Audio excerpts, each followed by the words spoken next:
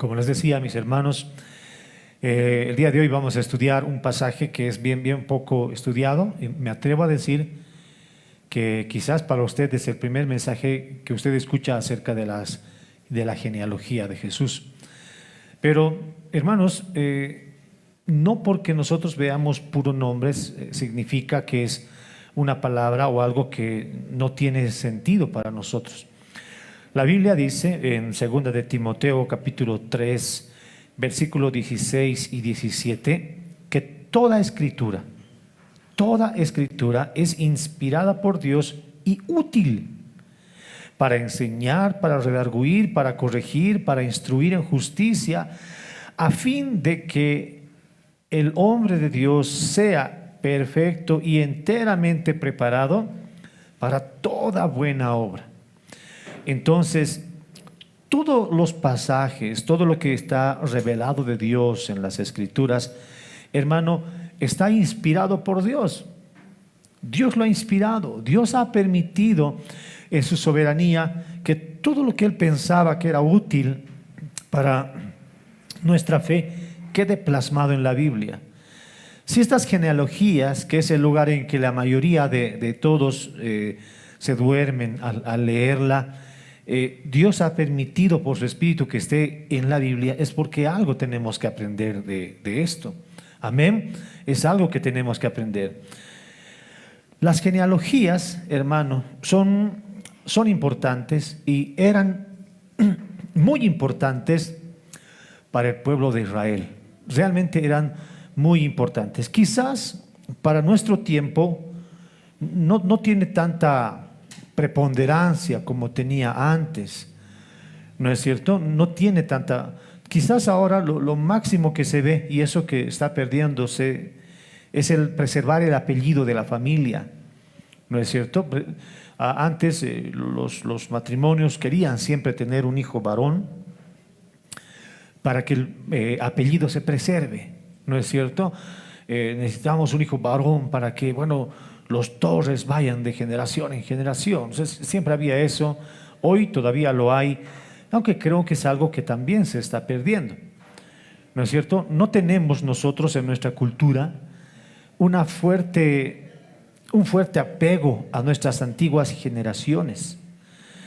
Si yo le preguntara ahora cuál es el nombre de su papá, seguro me responde.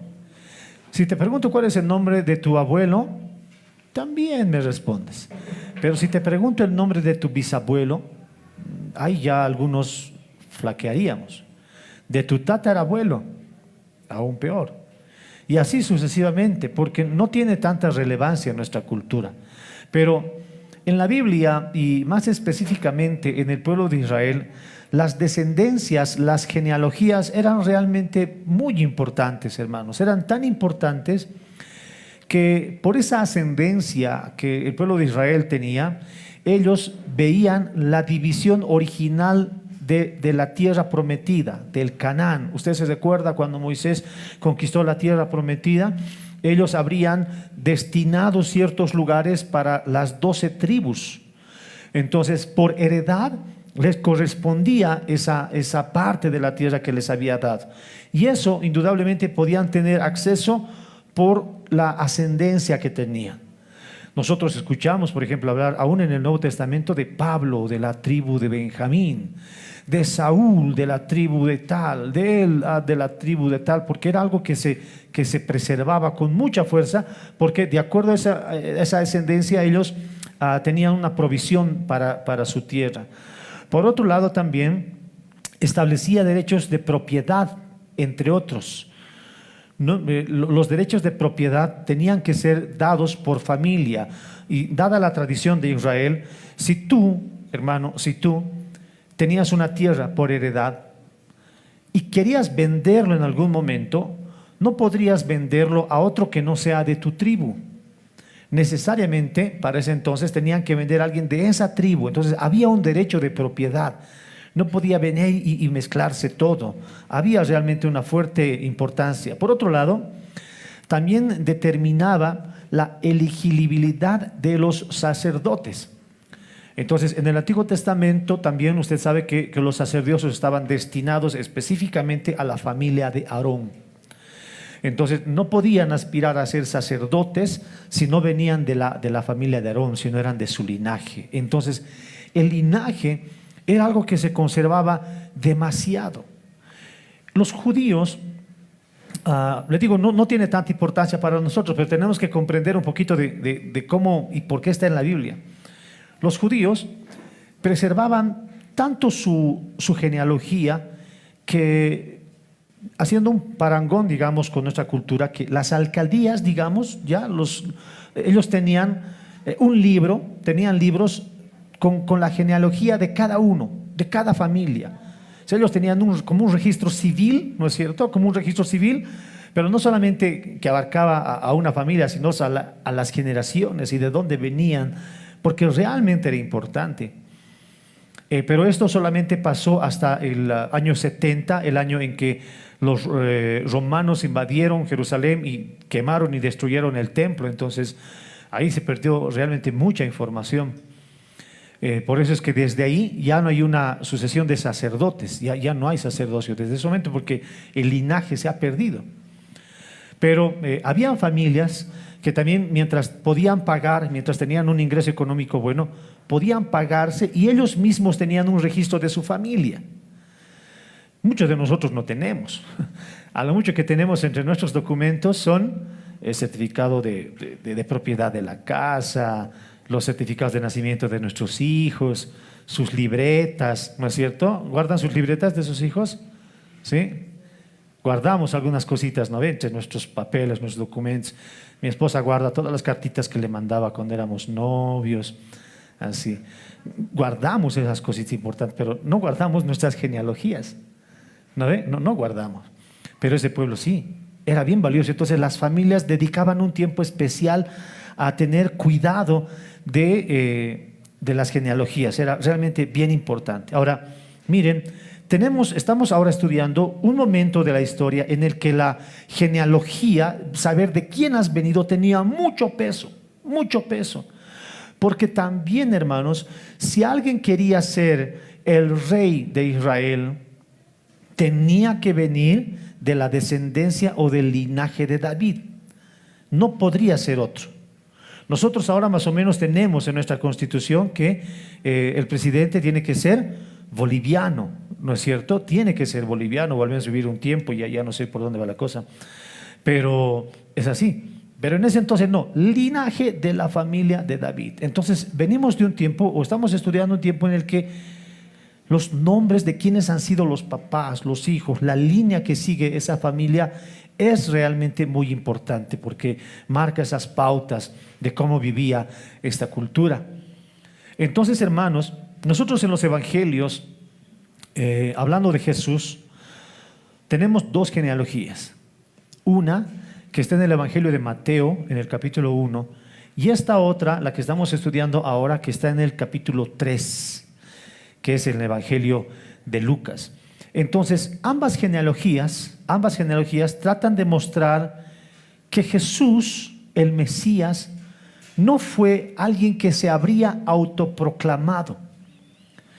Tanto Mateo como Lucas tienen esa misión al poder describir una línea de genealogías. Ellos tratan de decir, bueno, que Jesús tiene una legal sucesión al trono, legal. Eso es lo que ellos quieren mostrar, porque bien nosotros sabemos que Jesús es hijo de Dios, ¿no es cierto? Pero por la descendencia de María hay una línea que se sigue, como nosotros vamos a ver ahora con Mateo, que ha colocado su evangelio en el principio, y Lucas, que habría colocado esta genealogía después de que habría sido bautizado. ¿Se recuerda la anterior semana que hablamos del bautizo de Jesús?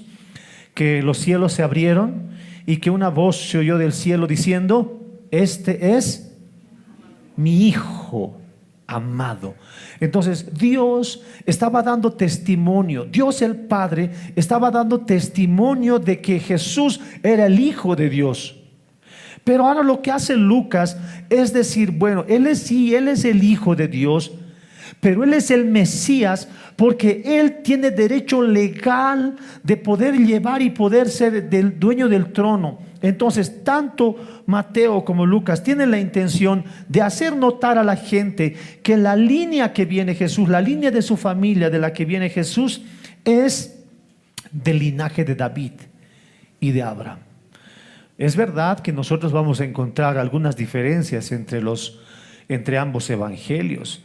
Requeriría, y le digo sí, es un poco pesado el estudiar las genealogías, es pesado, pero cuando nosotros hacemos esto podemos irnos dando de cuenta de muchas cosas a las que Mateo se quería referir y otras a las que Lucas se quería hacer referir.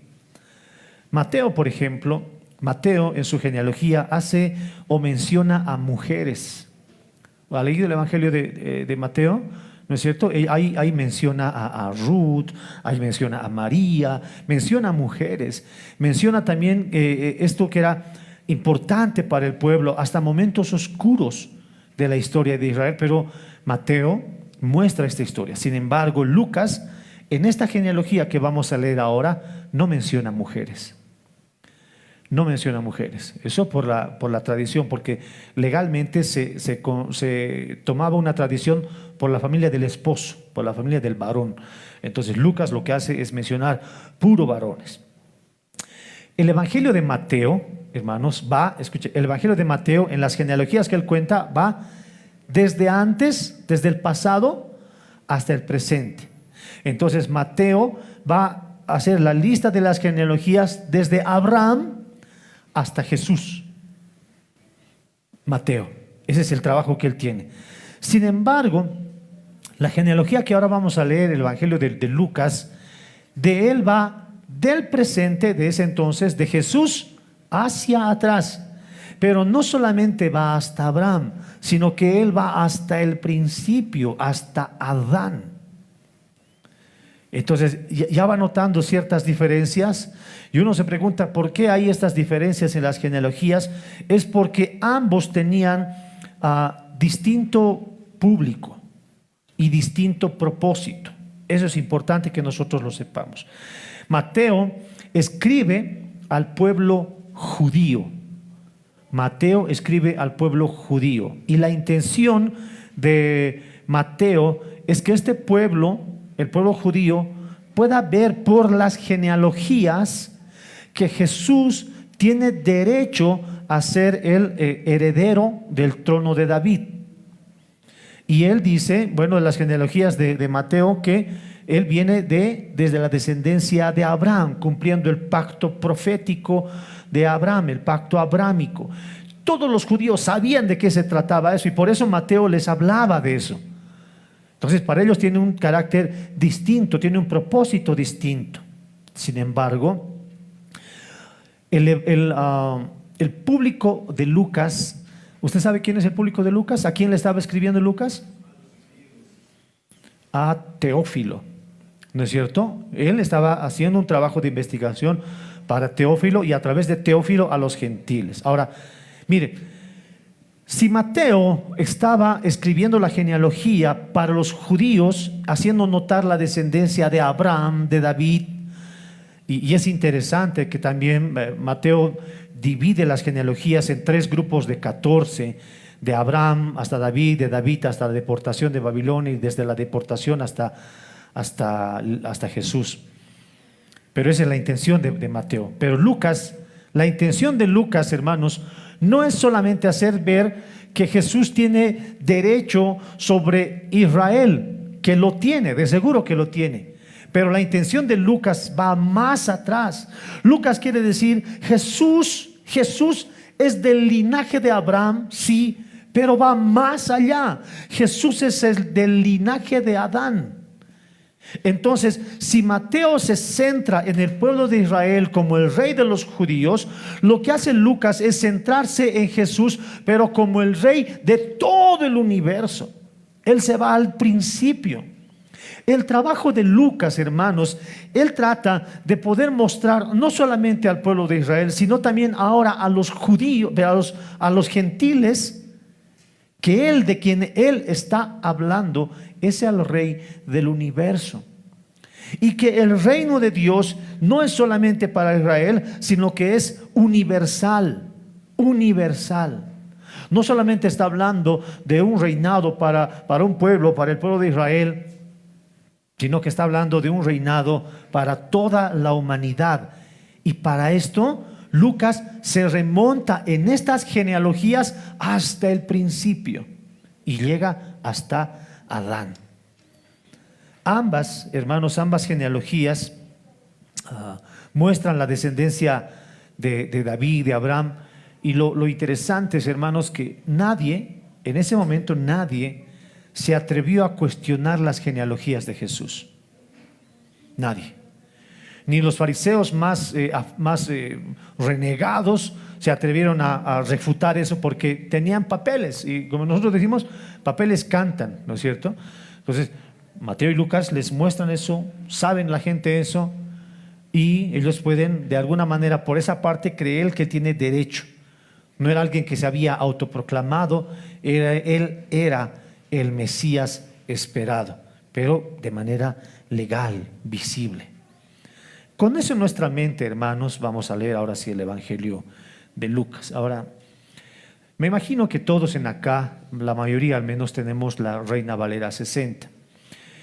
La Reina Valera 60 traduce en las genealogías hablando de hijo. Él es hijo de Salatiel, hijo de Melquí, hijo de Adí, hijo, ¿no es cierto? Pero en el original griego no está la palabra hijo, sino que está hablando la palabra descendiente, desciende de él, desciende de él. La mejor traducción que se puede hacer de las genealogías la hace la Nueva Biblia de las Américas, que menciona de en lugar de hijo, porque es lo que literalmente dice las genealogías, viene de, no es su hijo, quizás porque hay algunas generaciones que se saltan, pero de alguna manera es descendencia de él. Porque como nosotros vamos a leer, si nosotros leemos todo y contamos estas genealogías, no llegamos a muchos años. Entonces hay años de por medio, hay descendencias que no se cuentan, pero de alguna manera tienen consecuencia con esa descendencia. Bien, no lo quiero cansar. Leamos el Evangelio de Lucas, capítulo 3, versículo 23 en adelante. Si usted tiene una Reina Valera, síganos con la lectura, pero yo voy a leer la nueva Biblia de las Américas. Ya dice así: cuando Jesús comenzó su ministerio, tenía unos 30 años, siendo como se suponía hijo de José, quien era hijo de Elí. Elí de Matat, Matat de Leví, Leví de Melquí, Melquí de Jana, Jana de José, José de Matatías, Matatías de Amós, Amós de Nahum, Nahum de Esli, Esli de Nagaí, Nagaí de Mat, Mat de Matatías, Matatías de Semei, Semei de José, José de Judá, Judá de Joana, Joana de Resa, Resa de Zorobabel, Zorobabel de Salatiel, Salatiel de Neri, Neri de Melquí, Melquí de Adi, Adi de Cosán, Cosán de el Modán, el Modán de Er de Josué, Josué de Eliezer, Eliezer de Jorim,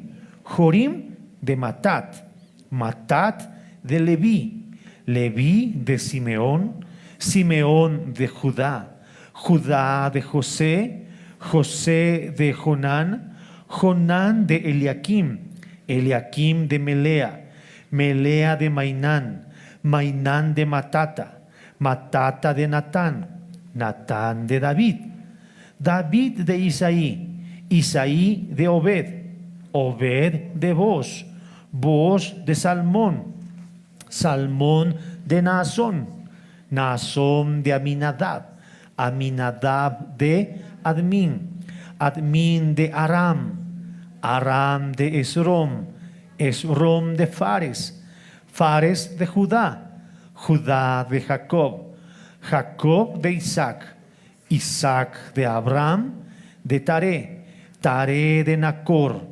Nacor de Serug, Serug de Ragau, Ragau de Peleg, Peleg de Eber, Eber de Sala, Sala de Cainán, Cainán de Arfaxad, Arfaxad de Sem, Sem de Noé, Noé de Lamec, Lamec de Matusalén, Matusalén de Enoc, Enoc de Jared, Jared de Mahalael, Mahalael de Cainán, Cainán de Enos, Enos de Set, Set de Adán y Adán de Dios. Toda esta descendencia que nosotros leemos, que tenemos frente nuestro, muchos de estos nombres nosotros los conocemos, muchos de estos nombres. Pero hay algunos de ellos que no conocemos absolutamente nada de ellos si no fuera porque su nombre está en esta parte de la genealogía. Pero esta genealogía no tiene el propósito de darnos nombres por si tenemos bastantes hijos. Esta genealogía tiene el propósito de mostrar el linaje y de cómo el plan redentor de Dios se cumplió a pesar incluso de todos los errores y virtudes que tenían cada una de las personas que nosotros hemos leído.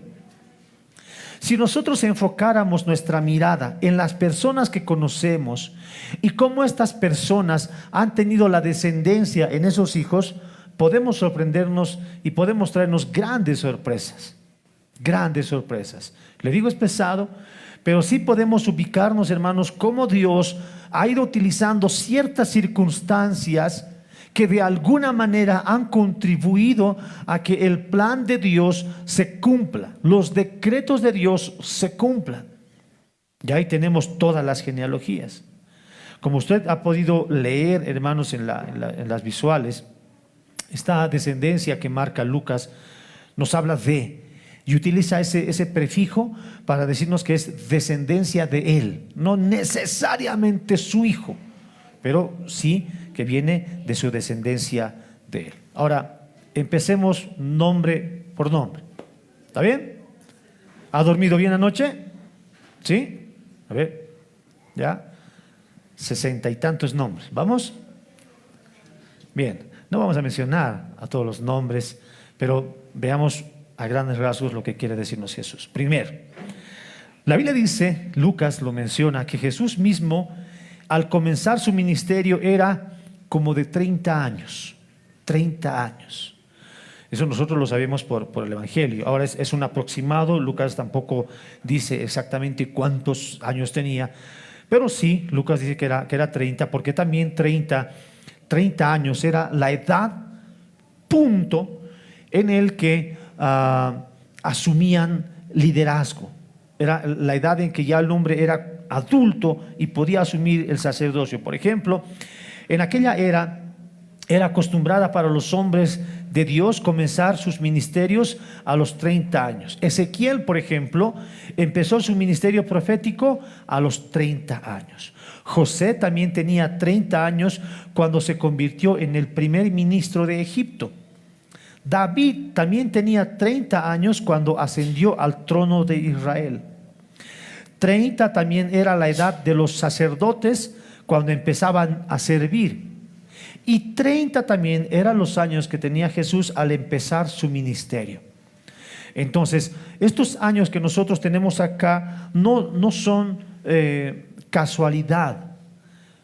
Como nosotros hemos visto, hermanos, Jesús cumplió absolutamente con todos los requisitos que se podían enmarcar. Y si 30 años eran los años para que ellos puedan ejercer ministerio, Jesús, mire, podía emocionarse y empezar un ministerio a los 25 años. Esto no hubiera sido bien visto y tendrían razón. Nosotros solamente tenemos recuerdo de Jesús cuando Él apareció a los 12 años en el templo. Pero Él, hermanos, intencionalmente cumpliendo la voluntad de Dios y cumpliendo todo lo que se acostumbraba para entonces, Jesús empieza su ministerio a los 30 años. Teniendo todas las virtudes para hacerlo, no lo hizo antes ni después. Lo hizo en el momento adecuado. De ya, hermanos, nosotros podemos ir aprendiendo verdades prácticas para nosotros. La Biblia menciona que todo tiene su tiempo. Diga conmigo, todo tiene su tiempo. Todo tiene su tiempo. Mis hermanos, las normas que nosotros tenemos de manera natural se han estructurado porque de alguna manera nos muestran cómo incluso las edades van formándose en tiempos. ¿No es cierto? Hoy nosotros podemos ver a los niños empezando a estudiar a una edad determinada, hasta una edad determinada, y luego empezar la universidad, y luego después quizás empezar a casarse, ¿no es cierto? A pensar en casarse, ejercer una profesión. Les llega el momento de ser papás, les va a llegar el momento de ser abuelos y bisabuelos, pero todo esto tiene un orden, está marcado en su tiempo.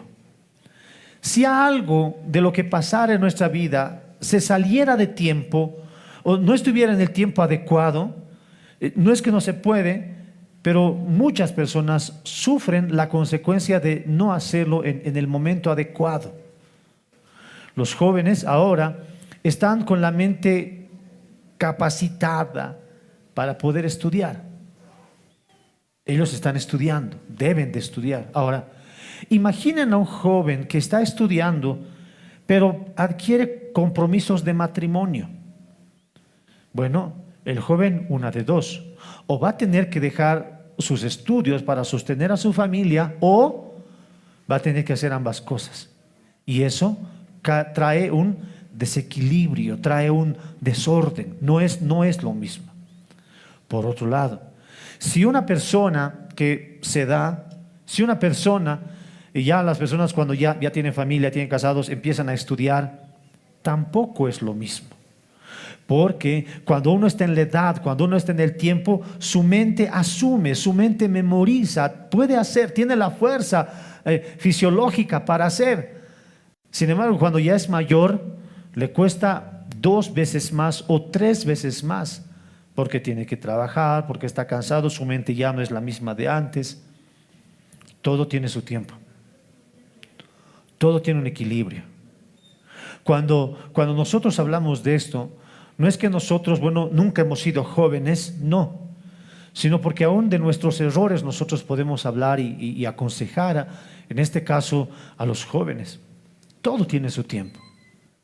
Y Jesús, hermanos, nos enseña cómo Él, siendo completamente Dios y completamente hombre, asume esa voluntad de Dios que le permitía hacer las cosas en su tiempo, a los 30 años, no hacerlo antes y tampoco hacerlo después.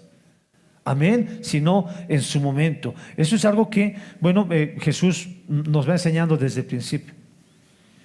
Pero la Biblia también dice, hermanos, que Jesús empieza su ministerio y Él empieza a ejercer la labor que Dios le había encomendado. Pero lo que Lucas dice es que según se creía, Jesús era hijo de José. Según se creía. Ahora, nosotros hemos estudiado, ya son meses, hermanos, que estamos llegando hasta este capítulo. Sabemos que José efectivamente no era el padre, ¿no?, de Jesús. Él no era el padre de Jesús, eso nosotros lo sabemos. Pero mucha de la gente en ese momento no tenía esa comprensión. Muchos pensaban que Jesús era hijo de José. Mire, lea conmigo Mateo capítulo 13, versículos 54 y versículo 56, al 56 mejor dicho. Dice así, Mateo 13, 54. Y venido a su tierra, les enseñaba en las sinagogas de ellos, de tal manera que se maravillaban y decían, ¿de dónde tiene tanta sabiduría y estos milagros? Ahora mire lo que pensaba la gente. ¿No es el hijo del carpintero? ¿No se llama su madre María y sus hermanos Jacobo, José, Simón y Judá? ¿Y no están entre nosotros sus hermanas con nosotros? ¿De dónde pues tiene todas estas cosas? Entonces la gente asumía, la gente miraba a Jesús y después él es el hijo de José el carpintero, es su hijo. Pero Lucas está ahora afirmando, como lo ha notado, como nosotros lo hemos estudiado, que ha sido engendrado por el Espíritu Santo en el vientre virginal de María. Lucas ahora está diciendo literalmente, y él está haciendo que esto quede escrito, que José no era el padre de Jesús. José no era el padre de Jesús. Era una suposición incorrecta, dice Lucas. Él ha venido de nacimiento virginal y Lucas lo entiende así. Y él, por eso que cuando él menciona de las genealogías, ¿no? Nosotros vemos Lamec de Matusalén, Matusalén de Enoc, pero cuando se refiere en el principio a José, no dice eso. De José dice, como hemos leído, como se suponía, hijo de José. No afirma él que él es de José. Entonces Lucas habla de esta genealogía a partir del bautismo. Él intencionalmente empieza a escribir, a colocar la genealogía de Jesús, porque ya Dios había dado testimonio de que Jesús era el Hijo de Dios. Pero ahora Lucas dice, él también tiene el derecho legal, no solamente del linaje de David ni de Abraham, sino desde Adán, y de Adán de Dios. Tampoco se nos dice que Adán es hijo de Dios, pero es de Dios, creación de Dios, viene de Dios. Entonces, mire cómo Lucas empieza a hablarnos de cuánta importancia tiene la genealogía. Entonces el Padre da testimonio de él, es algo que nosotros debemos de ver. Y hay, hermanos, cierta conexión entre Adán como Adán de Dios, como dice el último versículo, Adán de Dios, creación de Dios, y Jesús, el Hijo de Dios. Adán de Dios y Jesús, el Hijo de Dios. Pablo en el Nuevo Testamento también nos habla bastante de esta diferencia. Ambos vienen de Dios, pero mire lo que dice en 1 Corintios capítulo 15, versículo 21, hablando acerca del primer Adán.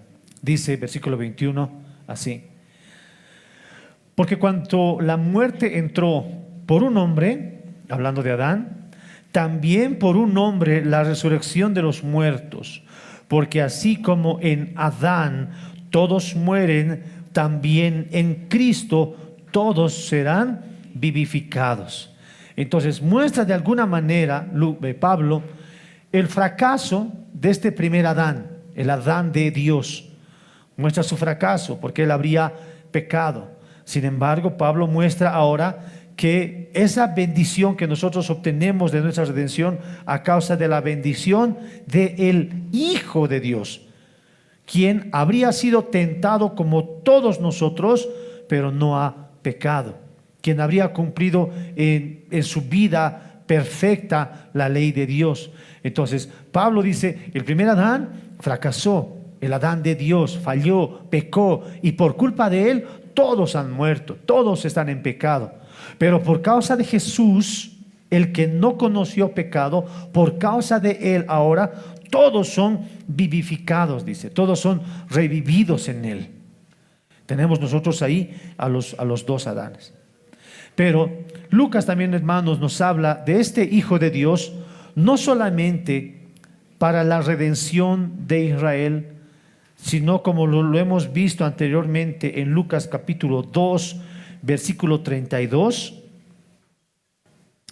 que este Jesús, el Hijo de Dios, es luz de revelación a los gentiles y gloria de tu pueblo Israel.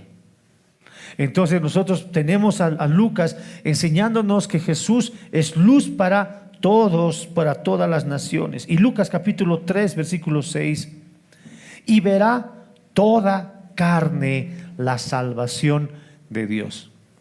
Toda carne está dispuesta ahí para que puedan ver la salvación de Dios. Toda carne, no solamente Israel. Nosotros vemos estas diferencias en nombres. Nosotros vemos esta diferencia entre cómo Lucas solamente menciona a varones y no a mujeres. como Lucas va hasta Adán y Adán de Dios.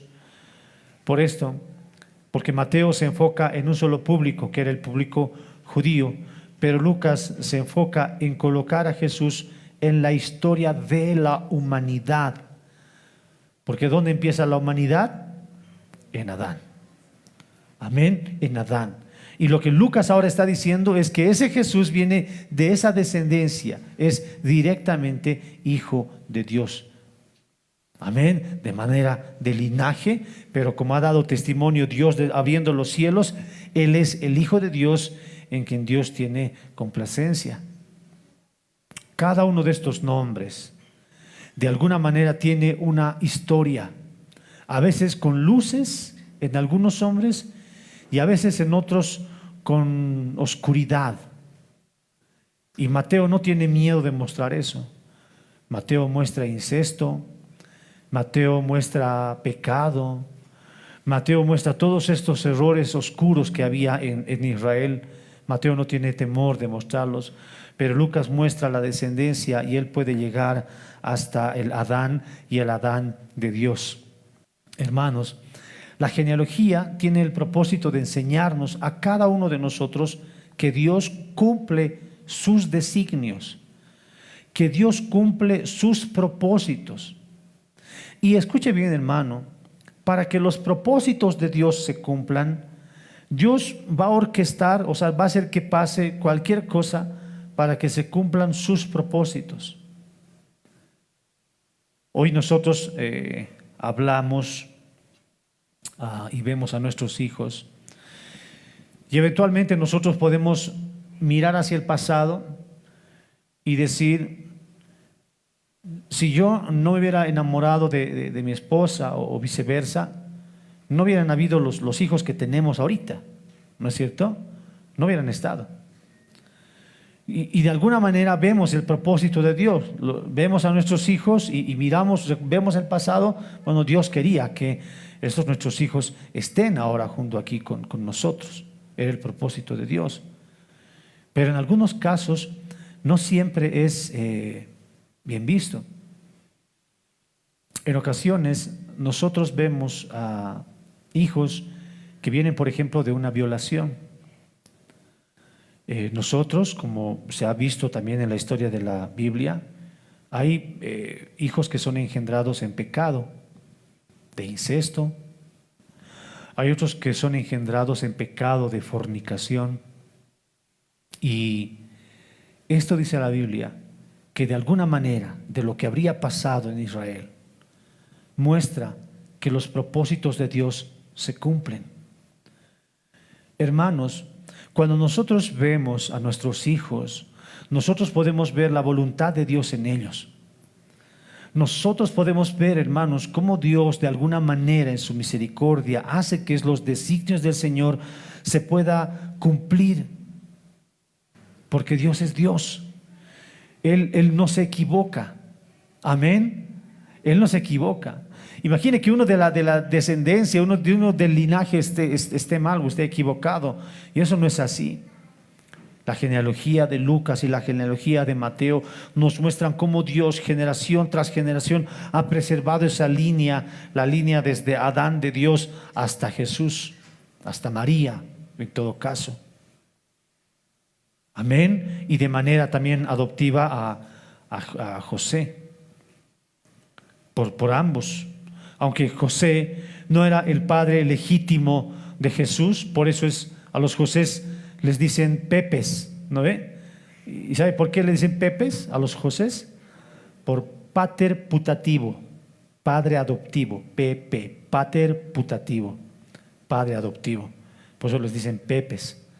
Entonces, aunque José no era el hijo legítimo, su descendencia, la descendencia legal, sí tenía una descendencia hasta Abraham. Amén. Sí tenía una descendencia hasta Abraham.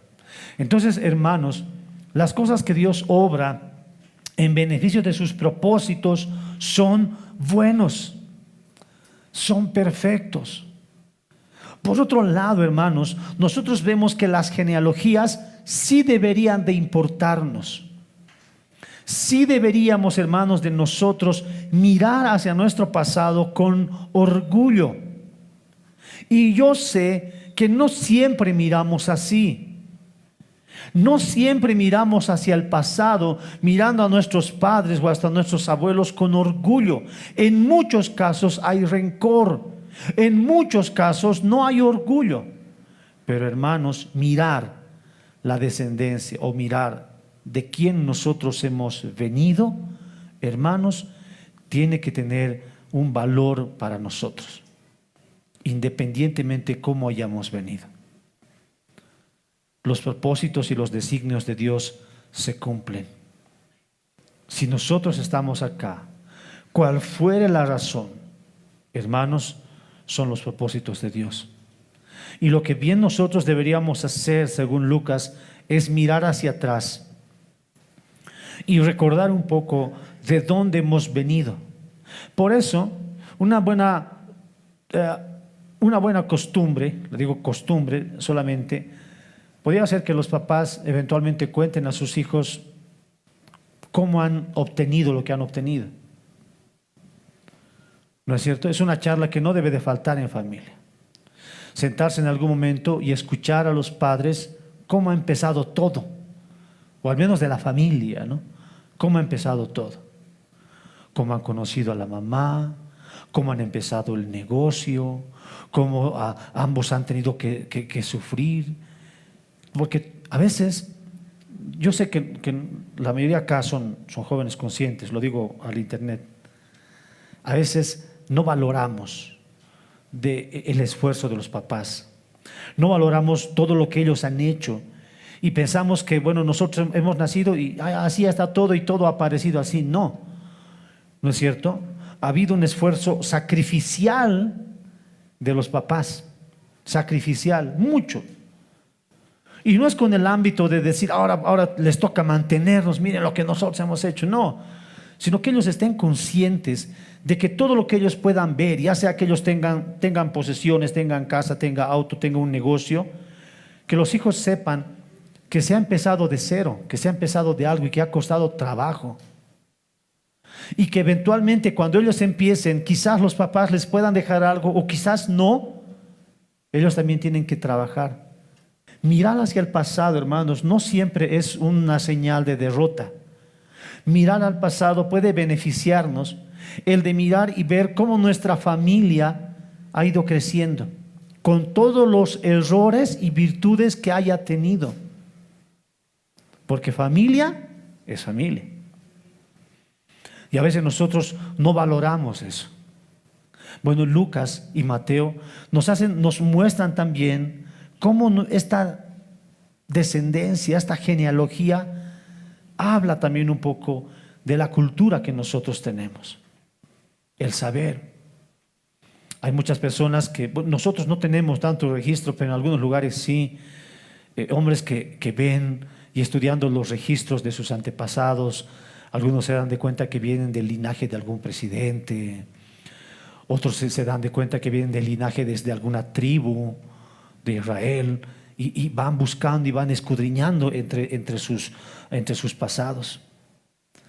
Entonces, hermanos, estas genealogías que nosotros vemos acá y especialmente la de Lucas nos muestra cómo el Hijo de Dios, Jesús, habría cumplido todos los designios en todas las genealogías, guardando el linaje perfecto de David, de Abraham, hasta llegar a Adán y Adán de Dios. Amén. Al hermano que está a su lado, dígale, recuerda a tu familia. Recuerda a tu familia. Recordemos cuán importante es todo esto.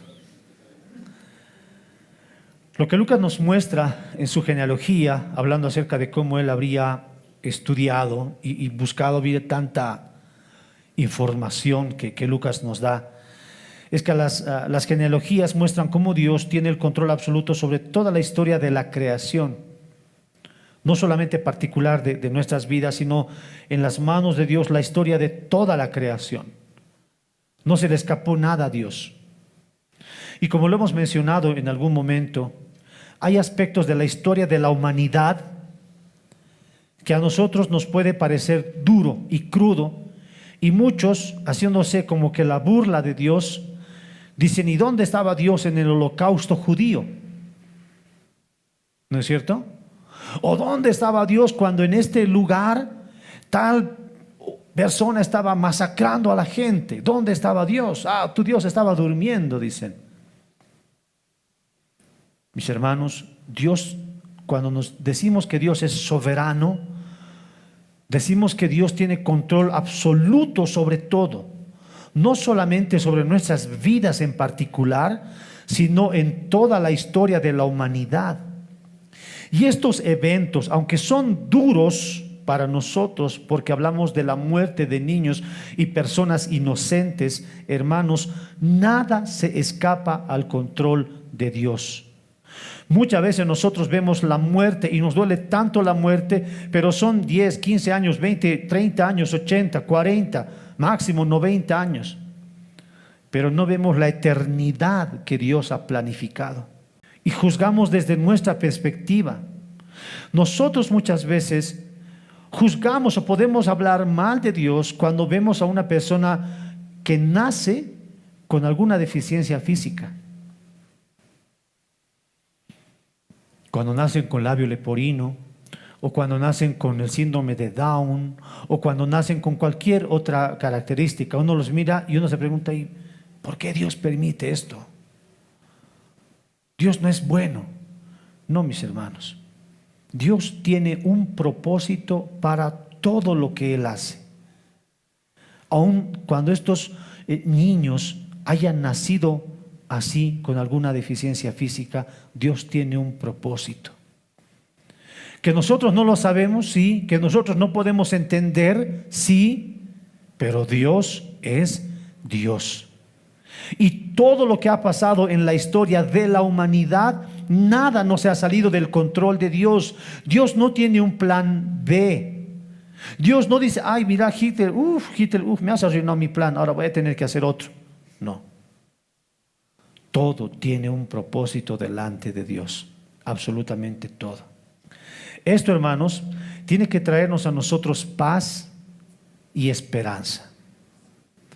Paz por un lado, hermanos, porque cuando nosotros como hijos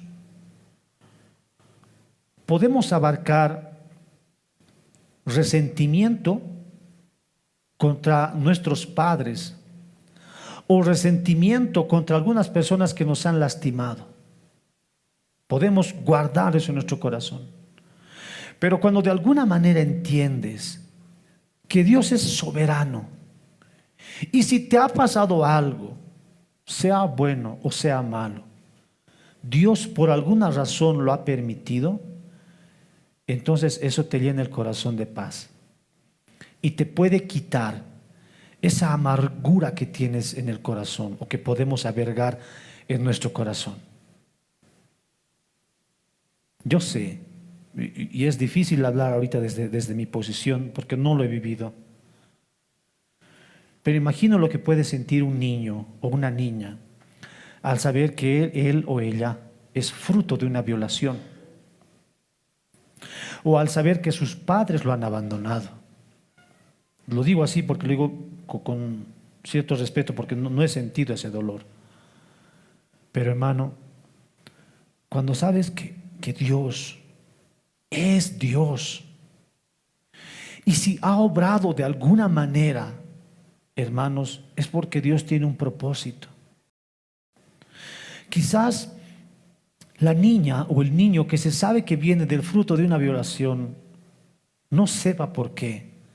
Y quizás nosotros no podamos decirle una razón específica por lo que ha pasado. Es nuestro trabajo descubrir por qué. Y en el paso del tiempo, Dios va a mostrar por qué ha permitido eso. Bien, hay un dicho que dice que Dios permite en su sabiduría lo que hubiera podido evitar en su poder. Dios permite en su sabiduría lo que hubiera podido evitar en su poder. Si nos ha pasado algo, sea bueno o malo, Dios tenía algún propósito para eso. Y eso de alguna manera tiene que quitarnos cierta carga que nosotros hemos tenido de rencor, de resentimiento por las cosas que eventualmente nos han podido pasar. Que son duras, nadie lo niega. Pero también, hermanos, nos trae paz. Porque si Dios, mire, si Dios soberano ha tenido control de cada genealogía, de cada uno de estos nombres, nosotros vemos en el versículo 23 y por el versículo 29 ya estamos cabeceando, no, ya estamos durmiendo. Pero cada uno de estos nombres tenía un propósito y un valor para Dios. Así Reza, así Neri, así Eliezer, así Jorim, así Jonam, así Natán, así Matata, así Aram, así Jacob, así Abraham, así Eber, su nombre tan feo, pero Dios lo ha dejado ahí. Cainán, como.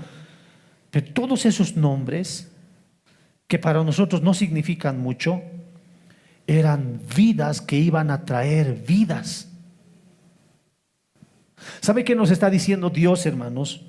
Que cada uno de nuestros nombres, aunque para muchos no signifique algo, para Dios sí significa algo, porque eres una vida que vas a traer vidas. Y eso a mí me tiene que traer paz, porque si Dios desde el Génesis hasta Jesús y en adelante ha cuidado una línea genealógica para mostrarnos al Mesías como el Salvador, quiere decir que Dios cumple sus promesas. Y lo que Él ha dicho en Génesis capítulo 3 y le dijo a la mujer de Adán, Eva, de tu vientre va a venir la salvación para el mundo, de ella, de su linaje, de su descendencia prometida. Amén. Dios cumple sus promesas. Y si Dios ha sido tan fiel, cuidando tanta genealogía para cumplir su promesa, hermano, si el Señor ha prometido algo para con su iglesia, para con nosotros, Dios lo va a cumplir. Y a nosotros nos queda esperar, como cantábamos hace un momento, por fe. Esperar por fe. Esperar por fe. Amén. ¿Cuánto le damos gracias al Señor?